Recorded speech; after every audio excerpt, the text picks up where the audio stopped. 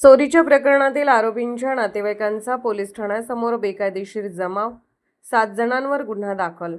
सांगलीच्या कवठेमहांकाळ पोलीस ठाण्याच्या डीबी पथकाने केबल चोरी प्रकरणी राजकुमार गोसावी, राहुल गोसावी, प्रवीण गोसावी व अरविंद गोसावी सर्व राहणार सावळी, तालुका मिरज यांना अटक करून त्यांच्याकडून 1,50,000चा मुद्देमाल जप्त केला होता. या आरोपींना आटपाडी जिल्हा सांगली येथील पोलीस ठाण्यात या आरोपींच्या विरोधात गुन्हा दाखल असल्याने या आरोपींना घेऊन जाण्यासाठी आटपाडी पोलीस आले होते. या आरोपींना आटपाडी पोलीस घेऊन जात असताना कवठेमहांकाळ पोलीस ठाण्यासमोर बेकायदेशीर जमाव जमवला व झोंबाझोंबी करून या आरोपींना घेऊन जाण्यास अटकाव केला.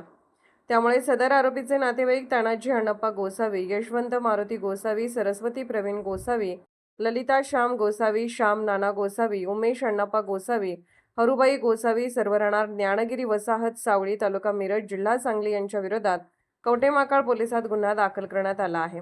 या ठिकाणी झालेल्या गोंधळामुळे पोलिसांनी या जमावाला पिटाळून लावून चोरी प्रकरणातील आरोपींना आटपाडी पोलिसांच्या ताब्यात देऊन व्यवस्थित रवाना केले. महाराष्ट्र वेद न्यूजसाठी मुख्य संपादक लक्ष्मण सनगर, कवठेमहांकाळ.